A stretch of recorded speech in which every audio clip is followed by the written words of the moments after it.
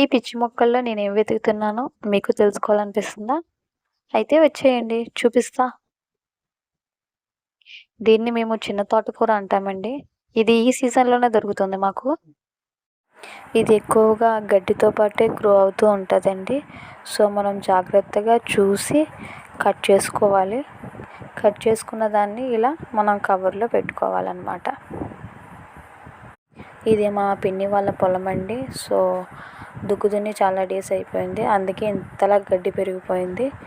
దాంతోపాటు ఈ ఆకుకూర అనేది కూడా గ్రో అయిందండి. మాకు తెలియదు ఇక్కడ ఉందని. సో తెలిసాక మేము ఇక్కడికి వచ్చామన్నమాట. వచ్చి ఇలా కట్ చేసుకుంటున్నాం.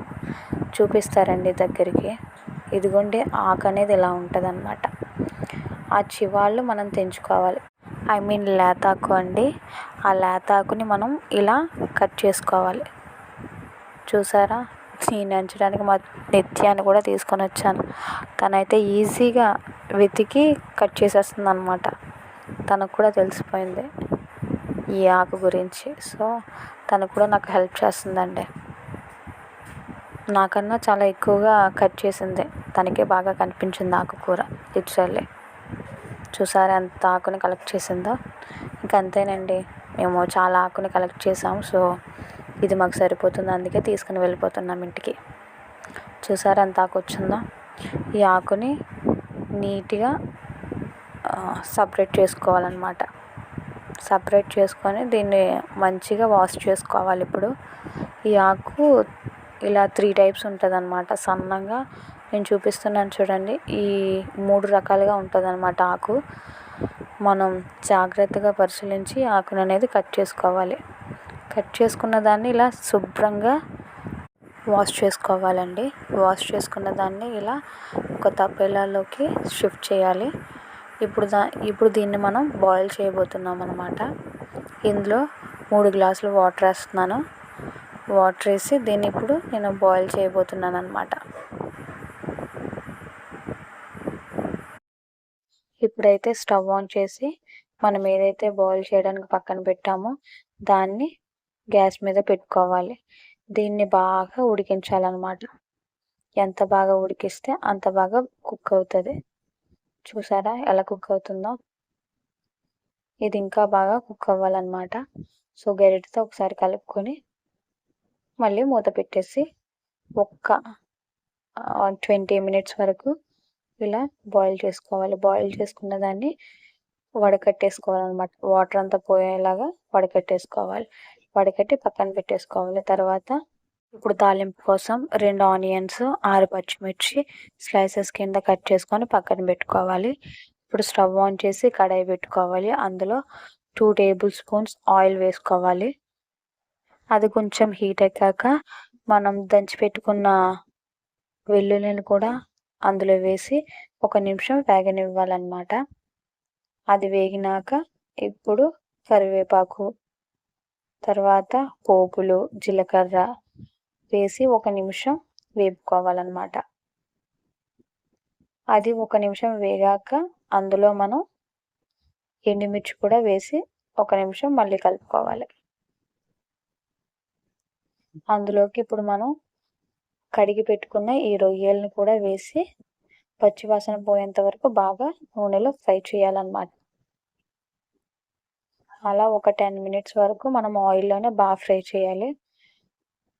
అప్పుడే మనకు మంచి టేస్ట్ అనేది వస్తుంది అన్నమాట. దీనివల్ల మనం చేసుకునే కర్రీ కూడా చాలా టేస్ట్ వస్తుంది అన్నమాట. అవి బాగా వేగాక ఇలా పచ్చిమిర్చి కూడా వేసి ఒక 2 నిమిషాలు బాగా వేయించుకోవాలి నూనెలో. ఇలా బాగా వేగాలన్నమాట. అవి బాగా వేగాక ఉల్లిపాయలు కూడా వేసేసి బాగా కుక్ చేసుకోవాలి. ఆయిల్లో బాగా ఫ్రై అయ్యేంత వరకు మనం కలుపుతూనే ఉండాలన్నమాట. అవి బాగా ఫ్రై అవ్వాలన్నమాట. తర్వాత దానికి సరిపడా కొంచెం సాల్ట్ వేసి ఒకసారి బాగా కలుపుకొని దీనికి మూత పెట్టేయాలి. మూత పెట్టేసిన ఒక 2 మినిట్స్కి ఓపెన్ చేసి మళ్ళీ ఒకసారి దీన్ని బాగా కలుపుకోవాలి ఆయిల్లో. చూసారా, మనకు ఆల్రెడీ ఫ్రై అయిపోయినాయి. ఇప్పుడు మనం వడకట్టుకొని పక్కన పెట్టుకున్న ఈ ఆకుకూరను కూడా ఇందులో వేసి ఒకసారి బాగా దీన్ని కలుపుకోవాలి. దీన్ని ఇలా 2 మినిట్స్ వరకు ఇలా కలుపుతూనే ఉండాలి మనం. ఇలా కలిపాక ఇందులో కొంచెం చిటికెడు పసుపు వేసి మళ్ళీ ఒకసారి దీన్ని బాగా కలుపుకోవాలి.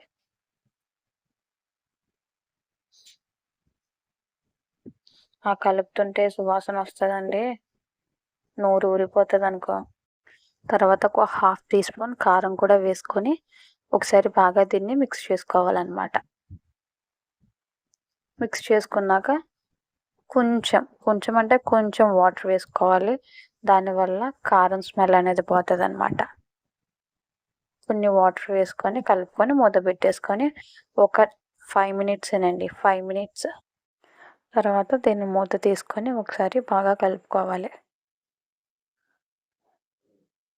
ఇలా కలుపుకున్న తర్వాత మనకు కర్రీ అనేది రెడీ అయిపోతుంది. ఇప్పుడు స్టవ్ ఆఫ్ చేసేసుకొని పక్కకి దించేసుకోవాలి. దించుకున్న దాంట్లోకి ఒక 2 నిమ్మకాయల రసాన్ని పిండుకోవాలండి. అలా పిండుకుంటే పులుపు తగిలి ఇంకా టేస్ట్ వస్తుంది అన్నమాట దీనికి. అంతేనండి, మన కర్రీ రెడీ అయిపోయింది. కలుపుతున్నప్పుడు ఈ అరోమాకే నోరు ఊరిపోయిందండి. ఇక లేట్ చేయకుండా తినేద్దాం.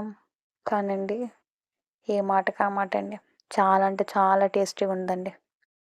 ఓకేనండి, ఈ వీడియో మీకు నచ్చినట్లయితే లైక్ చేయండి. మరిన్ని రెసిపీస్ కోసం నా ఛానల్ని సబ్స్క్రైబ్ చేసుకోండి.